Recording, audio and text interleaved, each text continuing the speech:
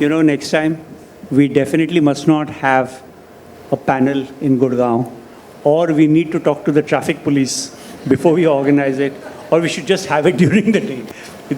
Whenever we have something in Gurgaon, somebody definitely will get stuck. But Mayur will be here any minute now, I hope.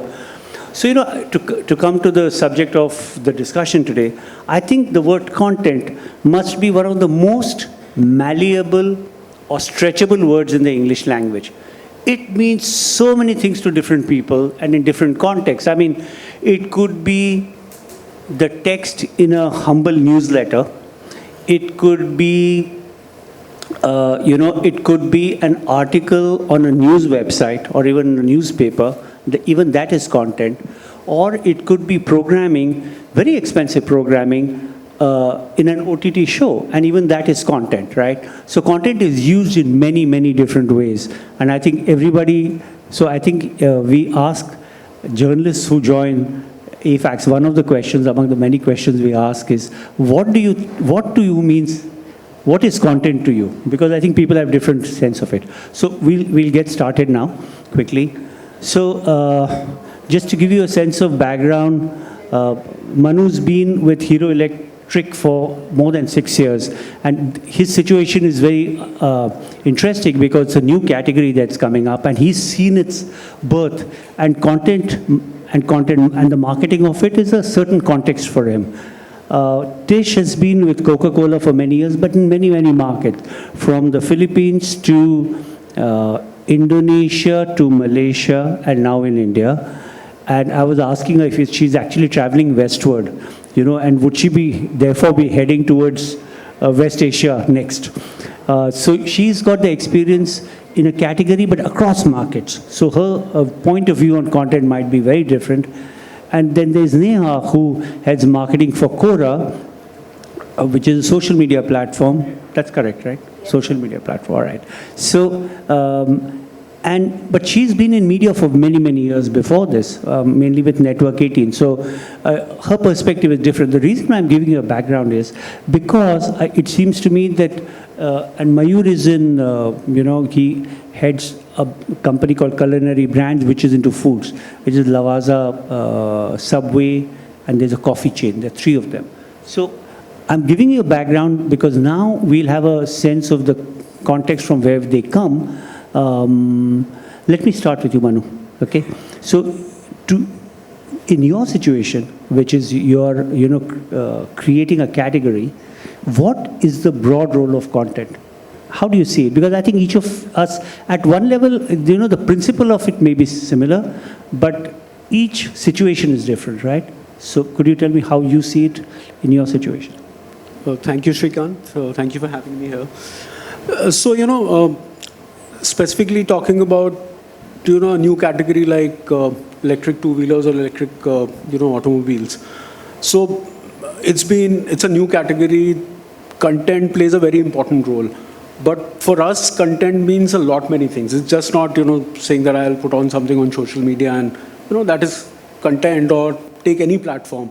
So for example, and I believe that depending on the category, depending on the brand, where you are at that point of time, your content strategy also changes, So for example, when we started, one of the most important thing was to actually educate the customer.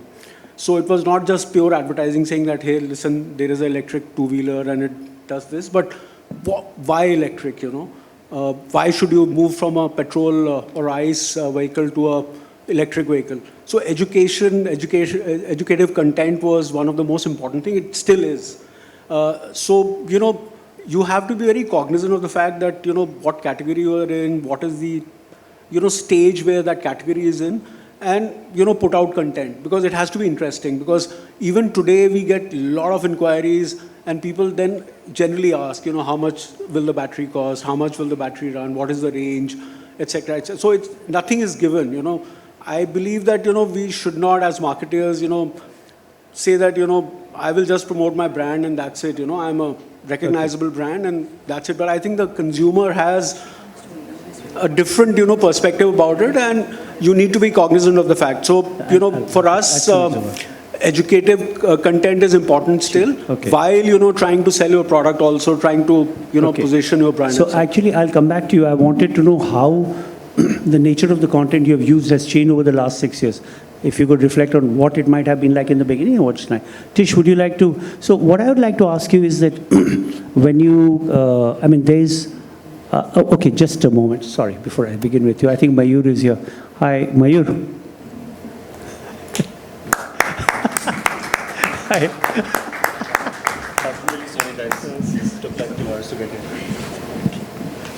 Decided we are not going to have any conferences in Gurgaon. I'm really sorry. I was like on the road for an hour and a half. My bad. Yeah, please, Tish. So I was asking you that, especially if you, same question, that it's a mature category, right? And so what would you, but you have also been in other markets. So two things I'd like to know: that in a mature category, what is the role of content, such as yours? And the other thing is that if you compare it with the earlier markets, what influence does culture have on the kind of content you market? Can you hear me? Okay. Yeah. I actually don't think, I don't consider the category to be mature. I got that right. It's not really mature. When you think about it, think of the per caps consumption of packaged beverages is still quite low. So there's huge headroom to grow, and for brands, multiple brands, not just our brands, but many brands to play in this field. I think the change in content that I've seen in the 3 years now that I've been in this market is how we've moved from before it was just reach. How do you reach someone? And then we kind of quickly pivoted to engagement. And now we're realizing that because the access to digital content, the access to data is so pervasive across the country, the opportunity for two-way conversation is it's right there, it's brimming. So that's been a big change, I think, where you have to be now thinking of how not just to engage someone one way, but how do you keep that conversation going two-way? And it's a real thing. It's very real time, as we call it in Coca-Cola, where how do you respond in real time to people who are trying to speak to you, or after you've engaged them, how do you keep engaging them with content that they like? Okay, so I think engagement is one of my later questions. Thank you for that. And if you look at the last market you were in, because I think things have changed so much, so I wouldn't like to ask you about Philippines and Indonesia perhaps a long time back. But if you look at the last market, were the imperatives driving content marketing, say in Malaysia, were they very different from what they are here? Is it fairly similar? No, every market is very different. I think one unique thing I see in India is there's sort of like two layers of content spurt. I'd say one is a very overarching sort of national conversation. And then there's a very strong regional conversation that happens. So now you're in a situation where there are many multiple conversations and people have varying different points of view. And they need to be connected with at a different level. The language changes, the sense of humor changes, the music changes. And all of these nuances, you have to work to get right in order to be able to connect with the audience better. Okay, very well said. So, Neha, the reason I said, should I call it a social media platform, was that, but you are like an intelligent social media platform. So I wondered if you use an adjective to describe Quora. So could you tell us briefly how you see content marketing from where you are? Absolutely. So, yes, we are a social platform, but we also are a Q&A platform. It's a peer-to-peer network, like I was telling Tish just a while ago. So for us, like Manu mentioned, whether it's educational content or like Tish mentioned, there is got to be interaction and engagement. We've seen content and we've seen brands evolve their content marketing strategy very extensively, is because they understand that today you have to listen to your audience before you try to serve content to them. So what is important today is that Quora sits in the consideration mindset, right? So people come to our platform before purchasing a product or buying a service. So you will always see them asking and answering questions. It's like a peer-to-peer network. So you will see them, and that is when you have brands stepping in and producing the kind of content that's required to answer those questions. And content, I would say, is very subjective. What may work for you may not work for me. Correct. So it's very important to understand your audience. While you may, as a brand, want to be educative, but does it really serve the purpose? Correct. Okay, good. Thanks, yeah. Hey, Manu. Oh, sorry, Mayur. So could you tell me briefly about Culinary brands? I'm a little confused. So it's a holding company for these three. That's right. That's right. Three retail chains. So it's a newly formed company. Well, It is relatively new. It's about a year and a half tops old. but it operates primarily in India, or it's. It does operate in India. It's backed by the private equity Everstone. Oh, okay. And okay. as such, we've consolidated 3 brands within CB. Could you just tell them? So just before. CB is basically Subway, which basically takes up most of my time, energy and nightmares. Fresh and Honest, which is a corporate vending brand in that we supply beans and machines to offices, but it also offers the opportunity to convert it to a D2C brand. Just launched our pour-overs with that. And Lavazza, which basically has about 93% of the premium segment in terms of hotels. And it chugs along nicely. And if you indigenize it with beans, etc., we have such great beans in the country. That by itself offers a world of opportunity. So could you give us an overview from your point of view, what you expect content to perform for you, or what it could ideally do for you? So, over the last 4 or 5 years, this is anecdotal, but bear with me. We started working with a bunch of kids. You should look them up. They're called Young Gun, and everything we know about social media and etc. was completely transformed once we started working with these guys. Here's what we do. We think actively about how we can create a free piece of content that will get us a minimum of 10 million views, right? That's the holy grail, right? It has to have about 10 Across million platforms. One platform. I'm talking one platform. Okay. I will make a reel and say, is it going to get us 10 million views? We don't. We fail most of the time, but that's okay. But even if we get 4 of these in a month, we sort it. Right? Okay. That's what we do. And as such, our approach to content is... High impact. But I wouldn't say that. It's what gets under your skin. And, we basically look, the algo will tell you various things to do. But I think once you understand the fact that you have X number of followers, we don't wake up thinking I'm going to follow this brand, right? You want to follow friends, etc. And there's a few brands you follow. But how the algo is going to work is the first 100 people who engage with your content and share it, it's going to make that content visible to the next 100 and the next 100 and the next 100. Okay. So it's super important to, as such, make content that is shareable for whatever reason. It could be very logical and be a Q&A, or it could be completely illogical and random. And as long as it's true to the core of your brand in some way, you make content according to that. But it's... I think they changed my worldview, at least for social. Oh, really? But I mean, when you say Young Guns is what? These are your people in your agency, they're in-house? No, they're an agency, they call themselves meme creators. You really should look up what they do. Okay. And I think we can get it more into examples of what so they do. you're saying that there isn't a template as such? There's a holding story which comes from the brand, of course. Oh. And we use that loosely. And we basically set them free to play with that. So, to partly explain Mayur's approach to content marketing, I must add that he spent, before he headed marketing at Oyo, he was a creative on the agency side for about 15, 20 years, right? That explains everything. Huh? That explains everything. No, but it's a fact. The way you're approaching this is, you've come from the agency side, right? So, one of the things is that when you look at, now the question is for all of you, anybody could take it, right? Is that how do you find okay, let me ask a more fundamental question. When you set aside a budget for content marketing, how do you decide what to allocate to that as opposed to something else, some other marketing activity that you could put it to?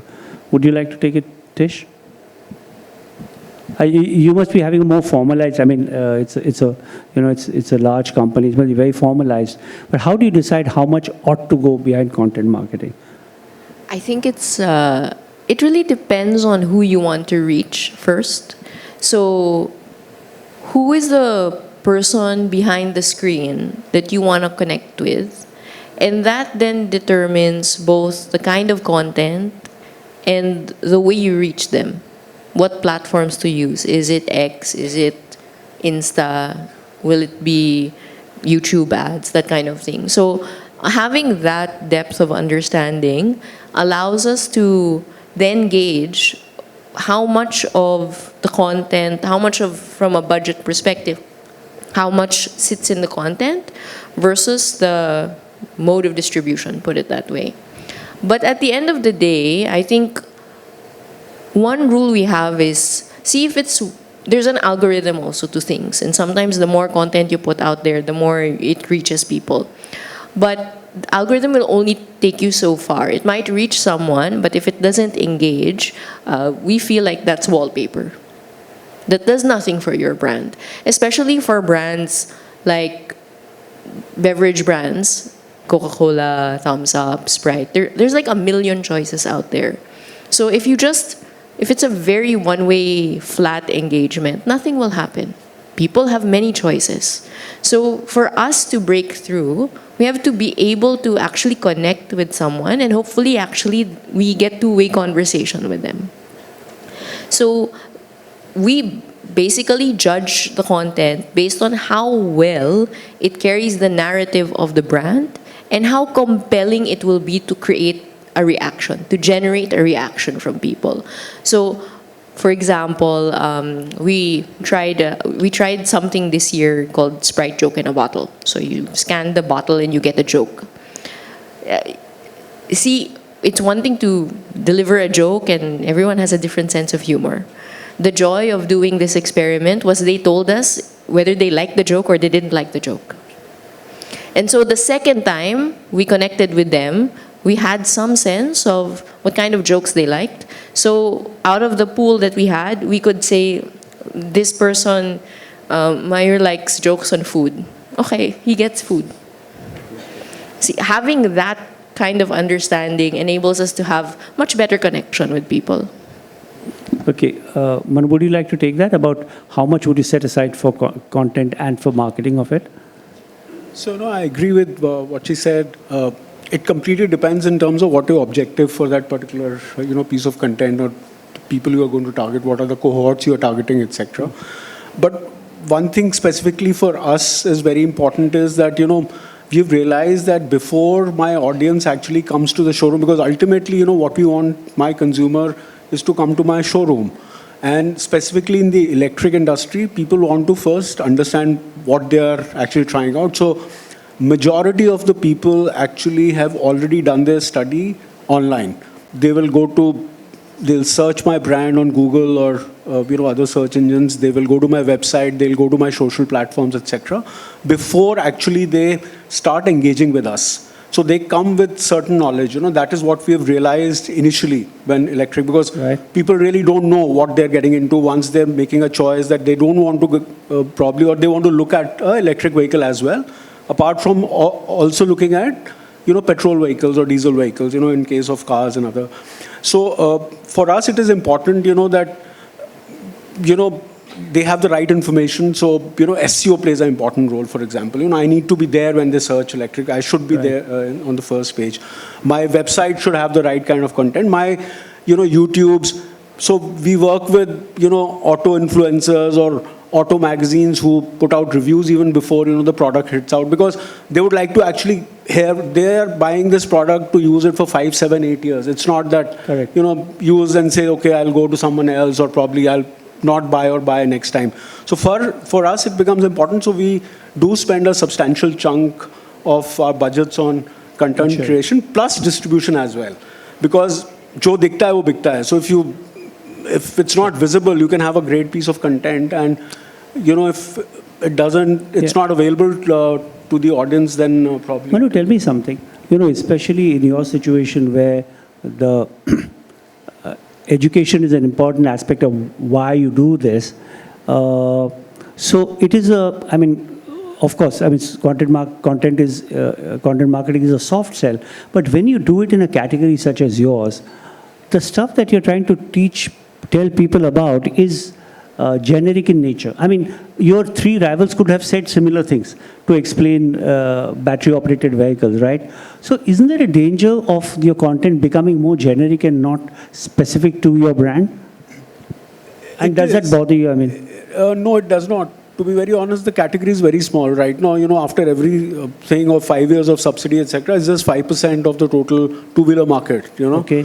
So right now, you might say that somebody is doing X percentage higher than you and I'm doing lower.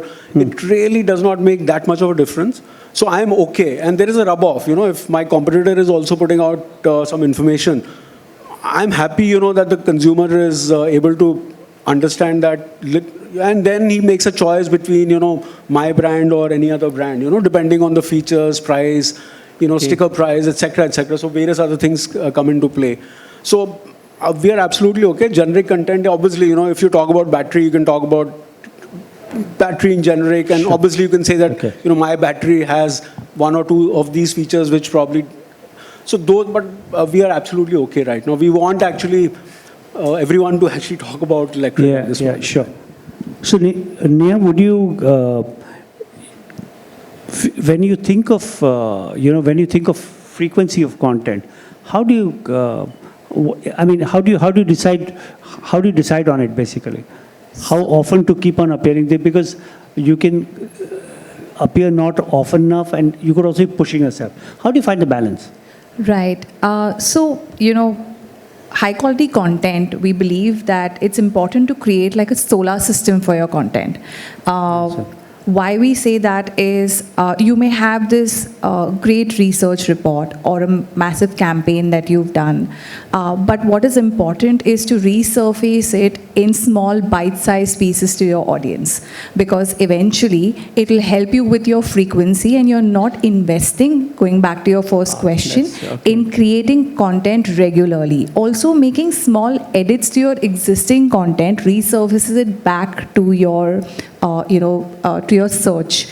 So these are small hacks that we recommend, because at the end of the day, you want content that has longevity. Sorry to interrupt Of you. course. You're talking about in a B2B situation or in a B2C situation? Because you have both markets, right? Absolutely. So this works in both cases, because at the end of the day, how much content will you produce, right? Correct. There are only so many content creators, and then there is fatigue in that. So what is important is that once you created a long content form, whether it's B2B or B2C, it is how you take excerpts of it and serve it to different audience set. So it's very important to invest in high quality content, and then, Do little bits of it. reusing it. Yeah. What's been your experience in foods? So tell me, what is the what is the peculiarity of the business you are in, which sets it apart from other businesses, let's say, and thus influences the way you approach content and I marketing? think with quick service restaurants, QSRs in particular, you have so many options, right? And most of them are how should I put this? They can be more attractive, they can be more value, etc., etc. When you see in context to a brand like Subway, for example, they can be easier to deal with. You go to a burger joint, you point at what you like, you get it. You don't have to ask or get or answer 4 million possible questions, which we can ask you, to be honest. It is true. And as such, I think for us, again, the way we approach content is we start with product, to be honest. Okay. We start by thinking, how can we make life simple for you? As such, we might come up with a product that does that, right? Our loyalists tend to hate on us a lot as well because they're extremely idiosyncratic and extremely habituated to whatever we've done. And then, but that's fine. So we'll find an easy solution at product level, and thereafter we'll try and convey it in a manner that we cross-pollinate it across as many platforms as possible. So I think more than frequency and distribution, etc., we might follow very conventional logics of distribution and say, hey, you know what, let's take outdoor because it makes a difference. Might even take press, which is a hugely traditional medium, but then we'll work very hard to apportion a certain amount of funds to make sure it travels across mediums, right? You'll find it suddenly popping up on X, or you'll find it popping up on a reel, and then we'll be able to track how this piece of content cross-pollinated and finally landed up at the store for us. So we're actually able to track, for example, that if we're on, for example, a metro in one city, we're able to track that 18 to 24 saw that piece of content and came to the store to purchase, basis the fact that we were able to, again, take it from that metro to social media and as such actually basically make the whole country see it. So our view of content for this brand would be to try and make impulse purchase happen almost in the way that beverage would think of itself. So. Okay. Yeah, thanks. Tish, you said that one of the things is that, that you thought that you used to look at engagement. So I do want to discuss engagement with you. But you said now we want one step further and looking at interactivity, right? What is the nature of interactivity that you expect? Because only so many people are going to react. But I mean, what? Is it likes? Is it this? Is it comments? Is it, what are the different means of ways in which your consumers can respond to what you put out? I think at one level, it's, the usual likes, shares, you forward it to your friends kind of thing. The other is when they start creating content from the one that you have shared to begin with. So when you start co-creating with them, like if you put out a piece of music from Coke Studio and people make reels out of it, in effect, your user is so engaged that they create their own content. We do have to make that creative open. So it's almost like a bit of an open platform. Right. Or, at first, no, it's like, oh my God, my content, I can't let... But the world has changed. Right. And everyone has now a platform to be creative or to be an educator or to essentially be an influencer, to be an authority on something. So that's the level of engagement now that we look forward to. When they are, in effect, you have, and if you're lucky, you'll get 1.5 billion people co-creating with you. But Coke Studio is a very unusual platform, isn't it? Elsewhere, leaving Coke Studio, that's a fabulous success. But leaving Coke Studio, what are the other natures of response you would ideally wish for? Actually, it's not... we kind of keep it open. It depends on what you want from people. What is the objective? So, for example, we created a platform this year about thumbs up and biryani. Right. And there's correct. like a huge population of people. Everyone eats biryani, I think. Yeah. I've lived here 2 years, so I feel like every week someone in the office is eating biryani. But there is a substantial number of people who are actually very passionate about biryani. They have debates about, and this happens in the office, Kolkata versus Hyderabad. Is veg biryani? This thing creates so much debate in the office, just in our office alone. So when you create the content, which what we've done is we've basically partnered with Disney Hotstar. We made a show called Tufani Biryani Hunt. We went through 6 sort of like historical restaurants.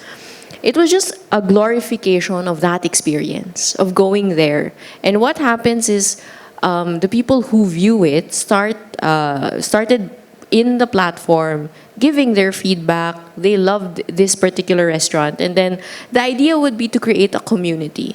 So much so that I can, in that platform of that millions of biryani lovers, I would be able to say to someone, you should try that restaurant. That restaurant's great. And then that person might come back and say, it's not that great actually, because you should try this other restaurant.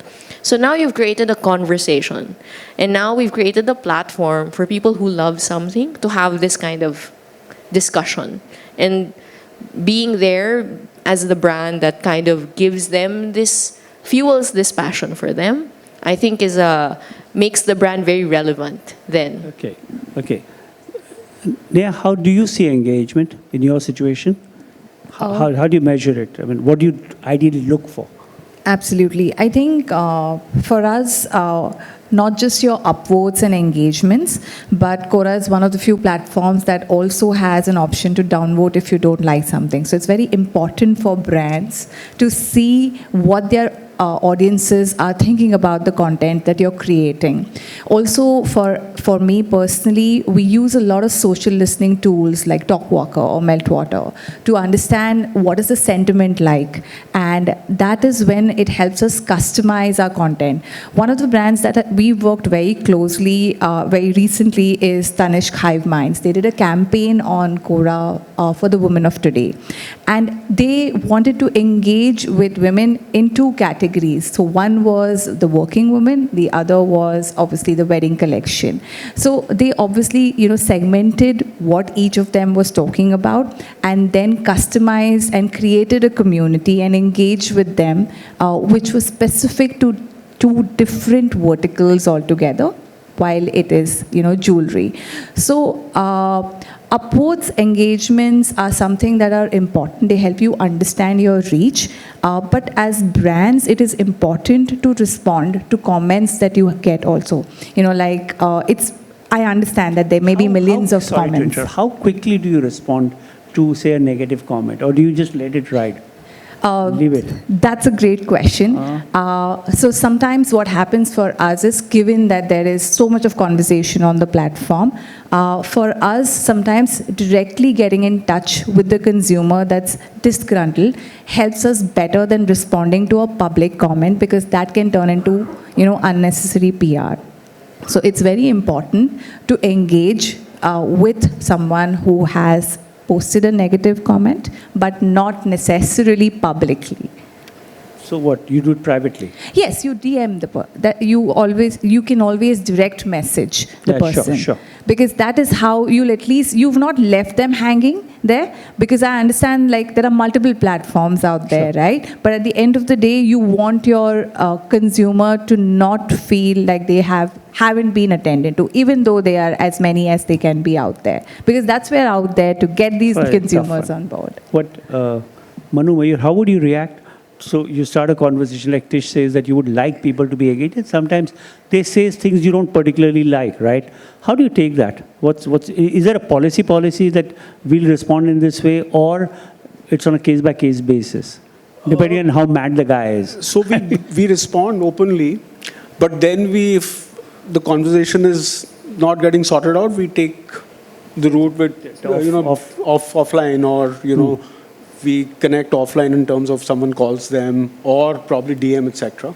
So that is how we take it. But you will have lots of negative comments. You can't sort out, especially on a product which they use on a daily basis, and especially a new category where there are issues of various. I think in the old days there was one TV commercial. In a long time now, stuff is coming out all the time. So something is. How do you deal with it? We give a cookie on feedback. Huh? So hopefully, we give a cookie on feedback. So hopefully, no, I'm kidding. No, but I think you have a standard operating procedure, which Neha rightly said. You take it offline, and you make sure that you don't just respond, but you make sure you either speak to the person or indeed make it good one way or the other. So I think we have an SOP to take care of it, which I think most companies would. But yes, starting by taking it offline would be a good one. So that seems like the you're saying. So now let me come to the thing I think which behind which so much money is going, and I think there are a lot of disagreement on what is the best way of using influencers. Okay, what has been your experience if you have used influencers, and what is the best way to use it in a way without losing? I think one of the things that sets aside good content is the fact that it's believable. It doesn't look like an ad, otherwise you might as well advertise, right? So, though I think sometimes it's very difficult to make out which is which, like you're saying, you put it on the billboard, so then what is what? So, have you had any experience with influencers, and what is a good way of doing it without tainting your message, as it were? So I'm going to give two examples. I think one is going to be very nefarious, and ASCII might come after us, but I'll give it anyway.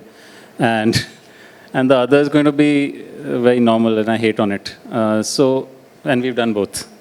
So I think influencers today, and the way we and perhaps a lot of other brands are using them, are basically recreating your brand's whatever communication you're running, whether it's a film or whatever else, in their own idiosyncratic manner again, the way they put themselves out there.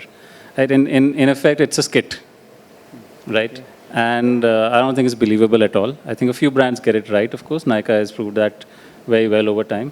I think Red Bull does it all the time, to be honest. I think some of us might have seen what North Face did recently, etc., etc.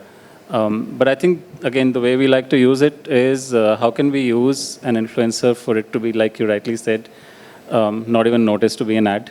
We might not even brand it, to be honest. And how can something that we post, for example, on X, find its way to a national daily without it at all being branded, is what we would aim for. Well, the point is you don't control the script, right? Finally, they're talking in their own language. And your language, the language of the brand, may be different from the language of the influencer, which it will be, right?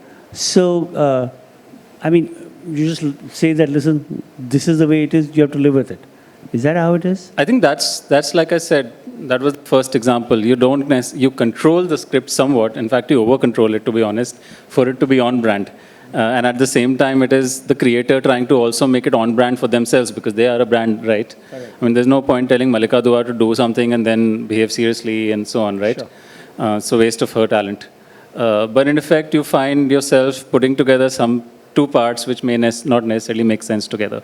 Okay. But on the other hand, if you have someone, as a case in point, quietly post on Twitter that they saw their mom having a sub with an achar, then that's something that could really catch on, and it does. And you might well find it popping up. Subway with achar, I never thought of that. Just a month before we launched the achari sub. Oh, really? And we find itself popping up in a national daily. Okay. And that's how perhaps to use it. Okay. And with one of the things is, I think we are kind of running out of time. We have run out of time. We have 2 minutes. I'm being told, okay, fine. So one of the things is, okay, let's come down to the last thing then, which is that if you had to name 2 measures of success in a content marketing campaign or campaigns that let me start with you, Neha. What would those 2 measures be? What are the big things you'd look for?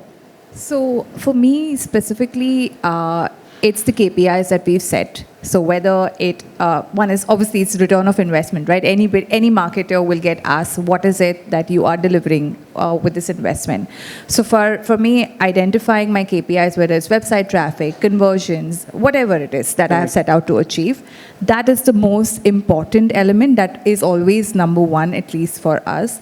And then obviously, were we able to create that impact, that one moment where, someone spoke about it, was there press release around it? That is probably the second aspect for us. So for me, straight up, it would be your ROI and then some PR around it that matters. So any campaign that gets covered by you or anyone else, obviously then stands out, and then you get that reinvestment again from marketing budget's perspective. Okay. Tish, what did you say? Similar to Neha, I think the only thing I would add is one thing we consider very important is first-party data. Like, if a consumer likes the content enough for them to be willing to give some indication of their data to you, their profile. Sorry, could you repeat that? I lost the last sentence. So the content is so compelling that they are willing to share some information about them so that you will continue to engage and give them Okay. the same kind of content. I think that's a very strong measure of how well the brand has managed to connect with that person behind the screen.